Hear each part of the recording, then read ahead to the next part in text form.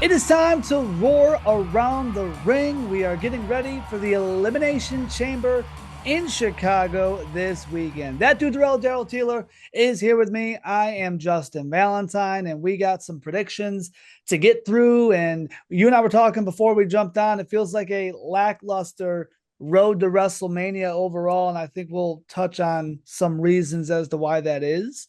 But let's start with, for me, one of the reasons the men's Elimination Chamber match. Cody Rhodes, of course, headlining this field. Randy Orton is in there. Trick Williams is in there. LA Knight's in there. By the way, we are recording this right before Raw starts. I don't foresee anything happening on Raw that's going to change how I feel about the Chamber. So I'm not worried about that. This men's Elimination Chamber, is there any chance Cody Rhodes doesn't win this? I feel like your smart money here is Cody Rhodes winning it.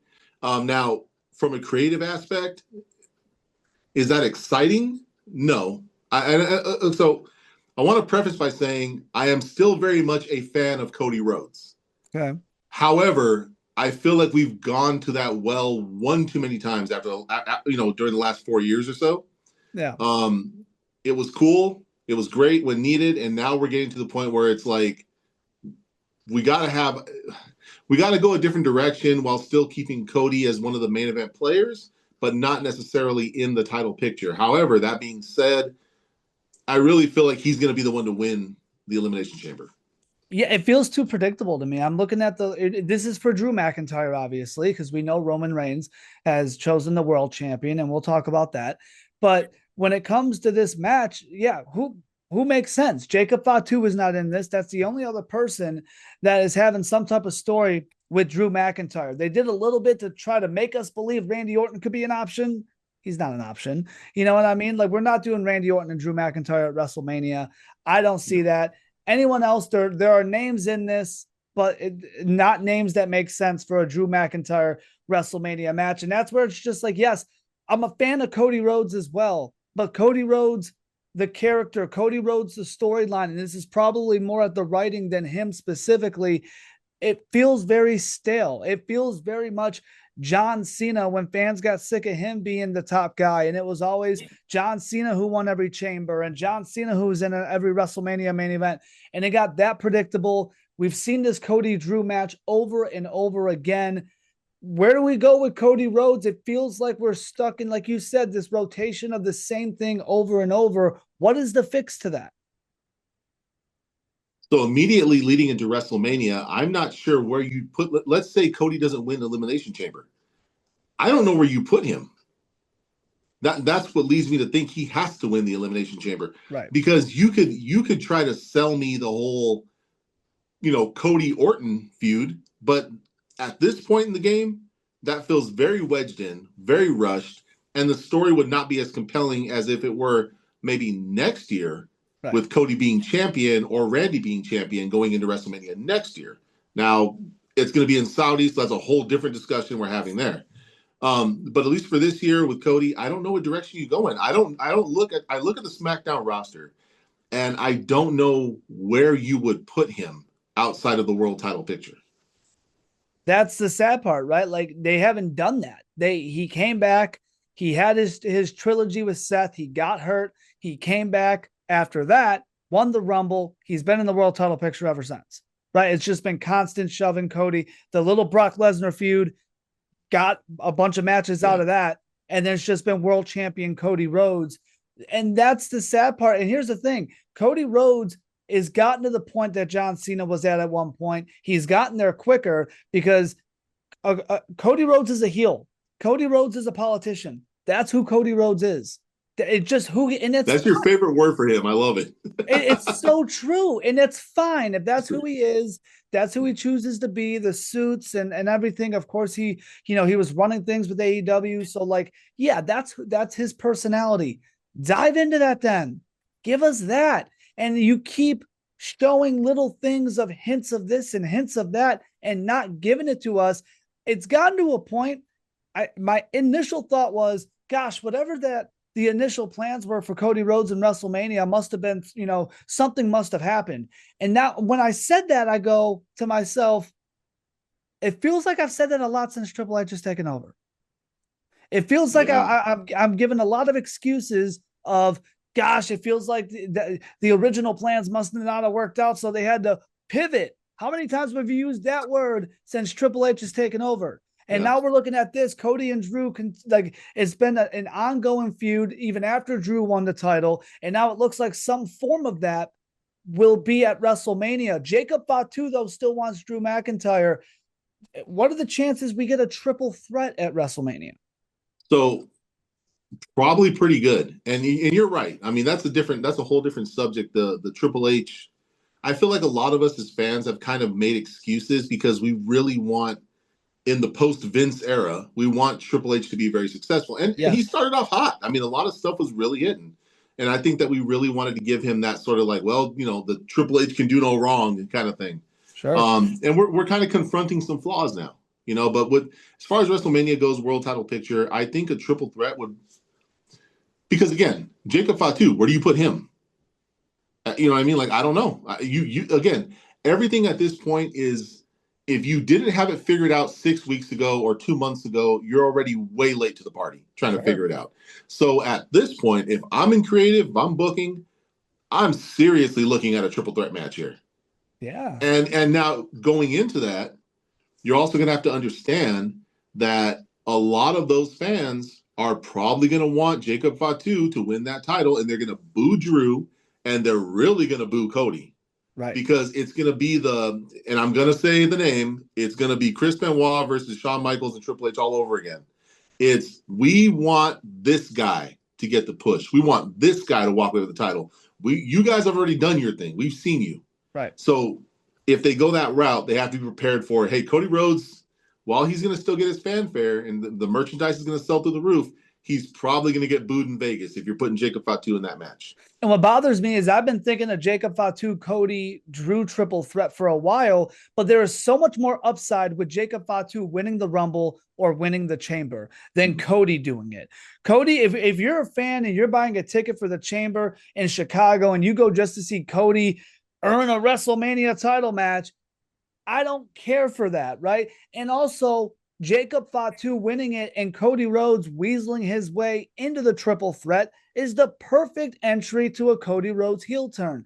That was the route to go if you wanted this triple threat. Jacob Fatu deserves a moment like that coming back from injury, whether it was Rumble or Chamber, and instead we're giving it to Cody Rhodes most likely. And by the way, before we move on, I got to throw out there that Cody Rhodes, Sami Zayn segment on SmackDown backstage when they got into it.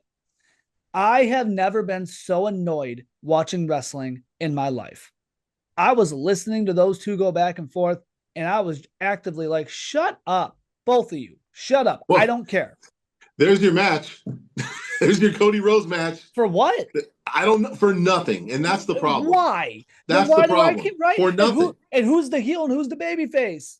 Because I'm we want both to go heel. Both are right. boring as Right. baby No, faces. you're exactly right. That's what I was thinking watching that. Both of these guys should go heel. But then you have a heel champion in Drew McIntyre. You'd have a heel Cody Rhodes. You'd have a heel Sami Zayn. Yep. You would literally have Randy Orton and Jacob Fatu as your faces.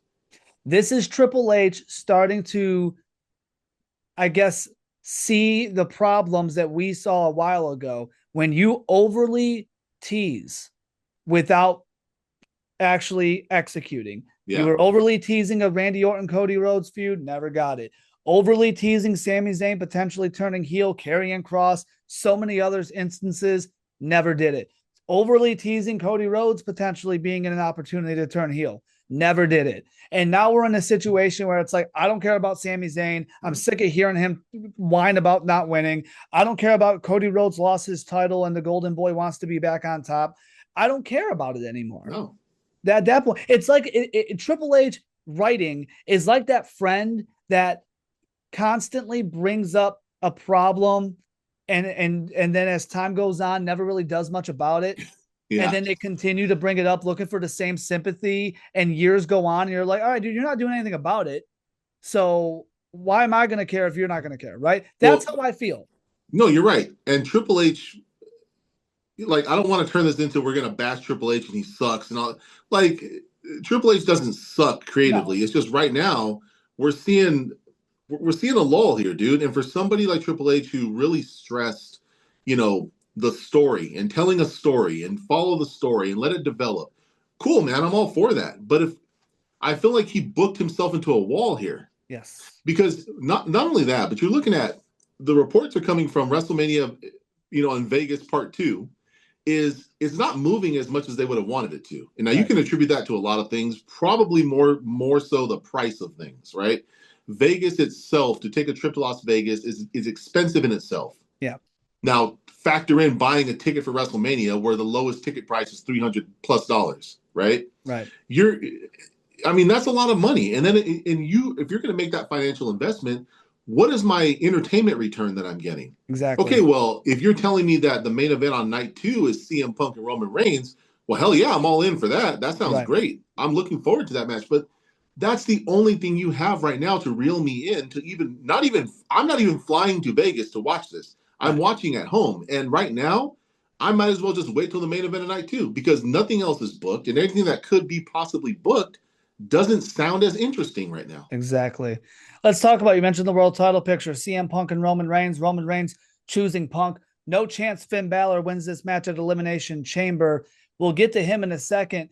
Punk and Roman, your initial reaction. How do you feel about that main event?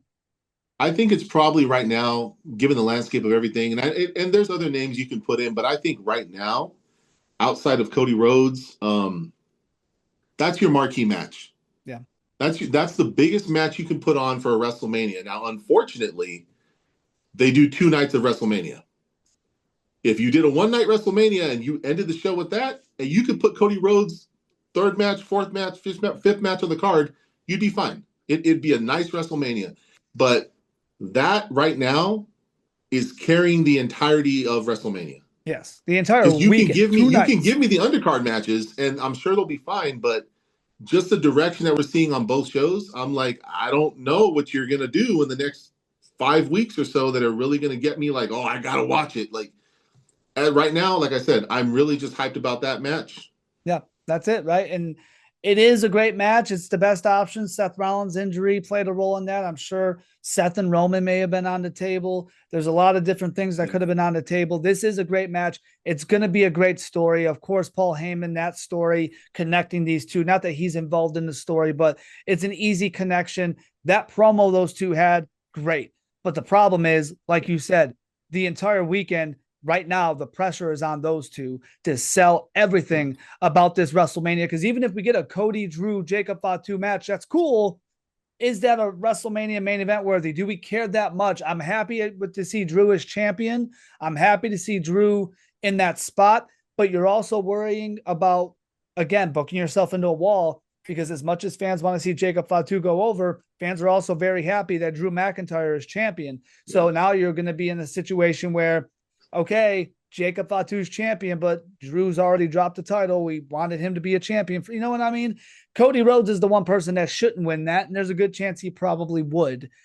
So all of that to be said, and all the other minor issues that there's a lot of them in the writing up and down the mid card, that puts so much more pressure on CM Punk and Roman Reigns to deliver. And those two as stars do not deserve that for that reason. So Yeah, no, you're right. You're right. Yeah. so Finn Balor on the other side, losing again, most likely. He's already lost once in his hometown. Are you okay with this? I I almost wish they weren't doing this match because I feel like two things. Well, there's something happening right now where you feel that groundswell sort of resurgence of fans really wanting to get behind Finn Balor, and they want him to break away from Judgment Day or at least establish some sort of dominance of like, hey, either you take me seriously as a leader or I'm out of here Right. because I'm bigger and better than this. Like the Right. track record of Finn Balor is wild outside of WWE. Yeah. So we may very well end up because, like, I agree with you, and I think the sentiment amongst most fans is Finn Balor is not winning that title. Your main event of WrestleMania Night 2 is Punk and Roman. That's the Yep. marquee. That's the big seller. They're not going to ruin that. Finn Balor's likely going to have a match with Dom. If I would think that's where we're going for WrestleMania. Right. And that's fine. That's Dominic Mysterio is great. So that's not a downgrade to say, oh, I got a WrestleMania match with Dom. Like that's great. But Finn Balor going into Elimination Chamber to have a title match that we all kind of are like resigning ourselves to accept he's going to lose it. Um, Kind of sucks. I mean, the only way to save face with that is he gets cost that title shot. Yeah. By Dom Mysterio or JD McDonough inadvertently or on purpose, however they want to do it. But that Elimination Chamber, that loss has to plant the seeds for what his match at WrestleMania is going to be, and it likely will be Dominic Mysterio. Yeah, and I don't hate them screwing Finn Balor over. I think the only way I'm okay with the way Finn Balor is being pushed is to think this is potentially the best shot that Demon Balor has at a legit run. Not just a match, but a run, right? If he gets frustrated by losing, if he gets screwed over and the Demon comes out and then Demon becomes Intercontinental Champion and he can have a title run as Demon Balor, that is your saving grace if that's the route you're going.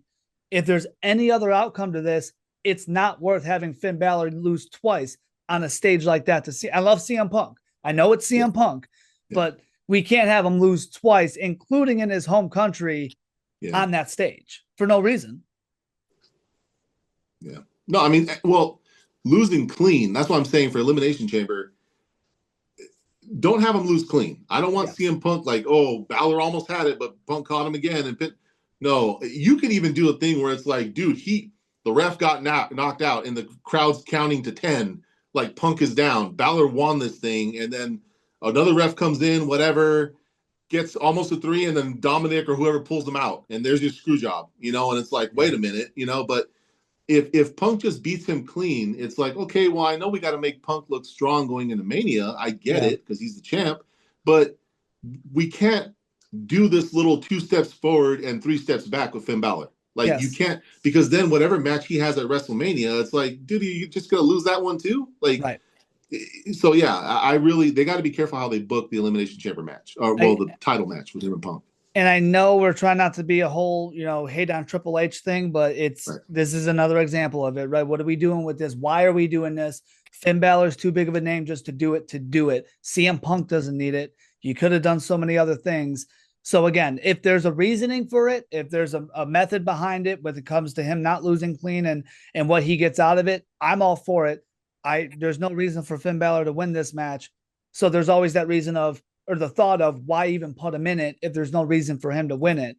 So he needs something to come out of this. Let's go to the women's chamber real quick, because I'm going to tell you straight up, I'm confused. I'm very confused because it should be Liv Morgan and Stephanie Vaquer at WrestleMania. That's where the story is. Vaquer's promo on Raw was good. I'm with it. Right? Yeah.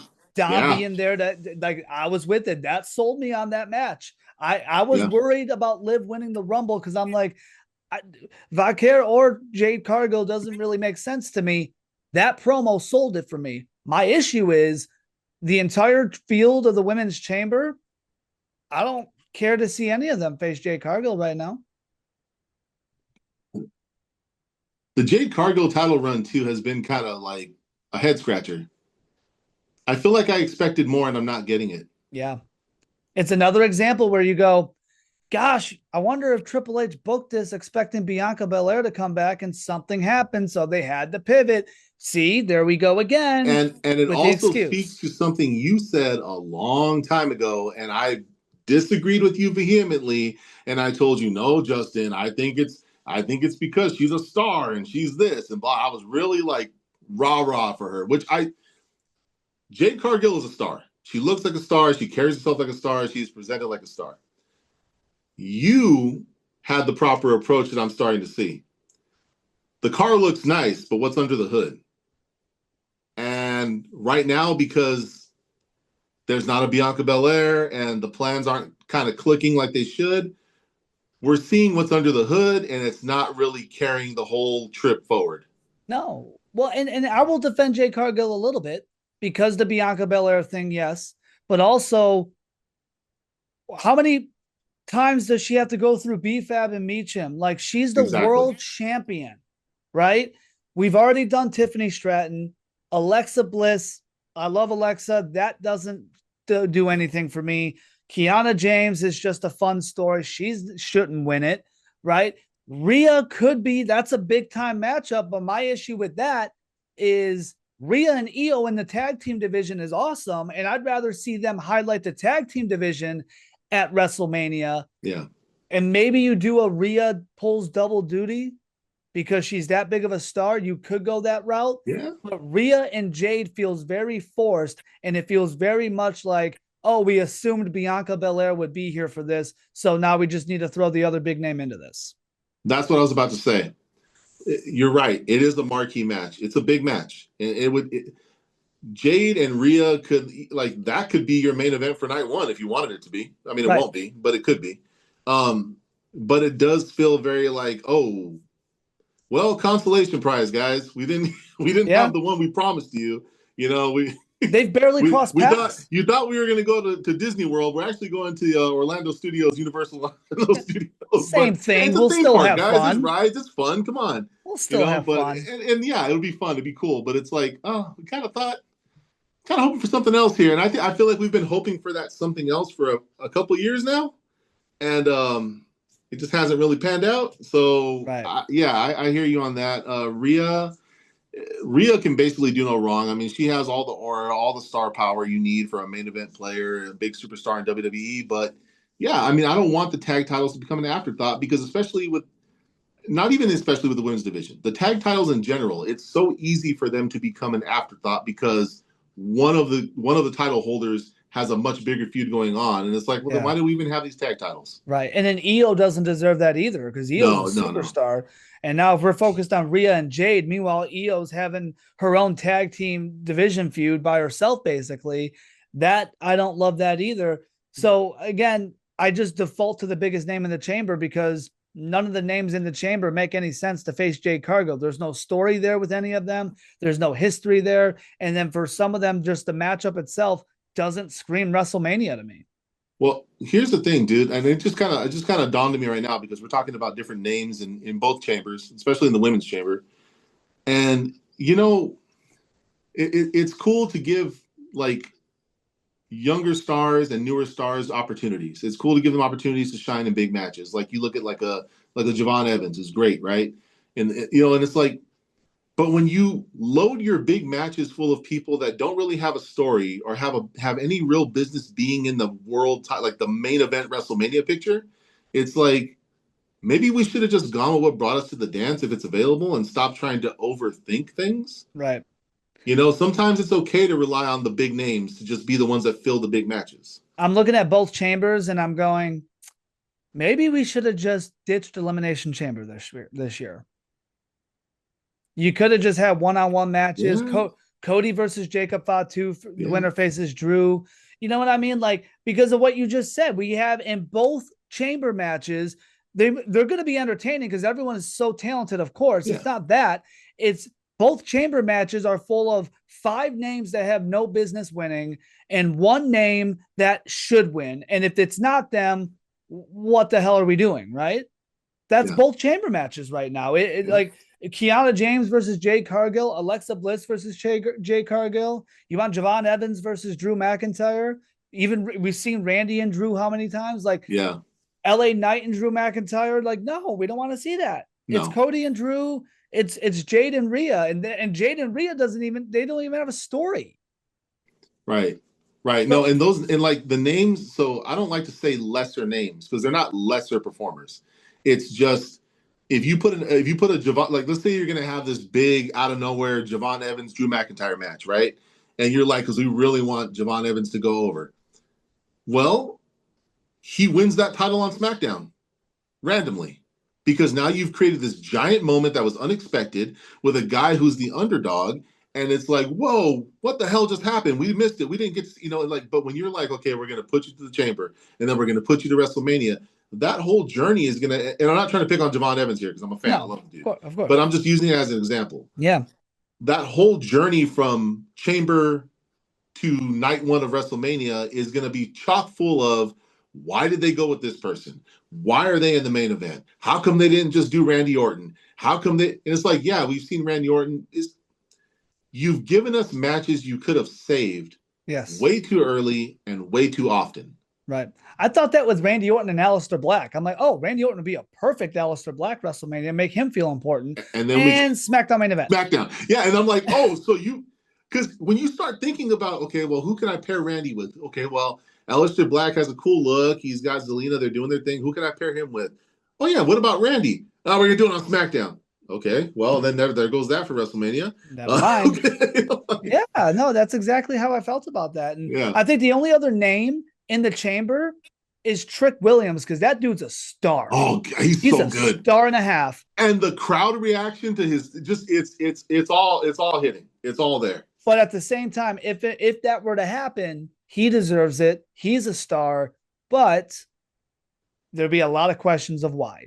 Yeah. Meanwhile, Obafemi is just squashing Kit Wilson. Why is he not? You already had a face-off with Drew. You already had him in a match with Cody, and now you bring him to the main roster, and he's squashing Kit Wilson every week, and that's it. Shout out to Kit Wilson. He's great. But I love Kit Wilson. But we sing the praises of Obafemi on this show, right? And you had this man have a stare down. He had a moment with Brock Lesnar in the Rumble. He almost won it. And it's like, yeah, because you recognize Obafemi is that dude. And now it's like, wait, so he's like, I'm afraid he's going to end up on like Bobby Lashley duty at this point. Yeah, he's way too good for that. That terrifies me. Way too good for that. A couple quick things to get through before we get out of here. Number one, we do got Becky Lynch and AJ Lee for the Intercontinental title. Chicago, AJ's hometown, of course, with Punk. AJ getting the title here? You know, possibly. I mean, it depends on if she's going to stick around regularly. I don't know. The only thing is, I don't know what you do with I don't know what you do with Becky going into WrestleMania. You could have a contender lined up for AJ going to WrestleMania if she's carrying the title. Yeah. I don't know where you put Becky, and I don't want AJ to win just to have a match at WrestleMania with Becky again. Like, I don't need that. And I feel that both ways. Even if does Becky cheat to win and then AJ want a rematch, well, then what? And this has already been dragged out. Let's remember, this started with a tag match in September. WrestlePalooza, we're talking, and WrestleMania is not until the end of April. So if we're going to really carry this out to WrestleMania, you're talking a whole half a year with how many segments and matches? A handful, right? They both deserve better. If AJ Lee is back like that, give us some good matches. You have the Bellas back. She has a history with them. There's so many things you could be doing instead of dragging out an AJ Becky feud for months and months. And when I say drag out, not like we're getting a bunch of good matches and a bunch of good segments. They tell a story for a couple of weeks, and then we don't mention them for a month. And then they tell their story for a couple of weeks, and then they don't mention them for a month. And now what do? Does Becky lose again? I don't love that. If AJ wins, Becky's going to want a rematch. I don't love that. AJ would have another match with Becky at WrestleMania. None of this makes sense, right? It's another booking into a wall situation because Triple H wants to drag everything out. He wants to tease everything. He wants to long-term storytelling. It's old. At this point, it's old. Give us a story in and out. Yeah. No, I agree. I almost feel like if they are insisting on, let's say the plan is to do AJ and Becky at WrestleMania again, I almost feel like coming out of Elimination Chamber, if that's the direction they want to go, if I'm part of booking, I'm saying, fine, Becky's going to retain, but we're going to do an injury angle for AJ caused by Becky. That's the only saving grace you'd have because it keeps AJ off TV. You give the whole, like, okay, she's going to come back, whatever, and get her top. That's really it. Because outside of that, like, the feud is not big enough to put them in a big stipulation match or a Hell in a Cell or nothing like that. So you just give me, I'll throw you a bone and give you an injury angle so she's out and she has a reason to come back. And if you do that, what I love is you give the opportunity for Becky to tell a WrestleMania story with someone else, and somehow AJ comes back right before Mania, and you make it a triple threat. There you go. Just to switch it up. See? There you go. We get it. We're working for free here. Or you know what else you could do? What? You could throw someone into a mask, right? Or hear me out. You could drop a crate backstage, And, Well, with a date of Elimination Chamber's date. yeah. Do either of those situations get you excited? No, I mean, like, okay, so I mean, to be honest, like, just to be intellectually honest here, it causes you to want to tune in to see, like, all right, well, what is this gonna be? What's happening here? What is this? So in that regard, it'll work. I mean, but as far as like from a creative standpoint, no. Honestly, it comes off as lazy. Yes. It comes off as we don't have anything else, so we got to do this. Look over here, jingle the keys object on you, and it's like, dude, if you would not be so like, I understand long term booking, long term storytelling, but you don't have to do that for every single feud on your roster. Yes. You can do that for pick two feuds, your world title and your WWE Championship feud. Tell the story there. All your mid card titles, you don't need a 7-month long program for each person. Right. That's ridiculous. Right. And we're doing this whole mask thing. I can't even think of anybody for the crate or the mask that it would be worth it. Grayson Waller's being thrown out for the mask. Do we care that much? Yeah, the story's there. I get it. Austin Theory, there's your connection. But is Jericho still out there? Are we going to do that with the crate? I don't know.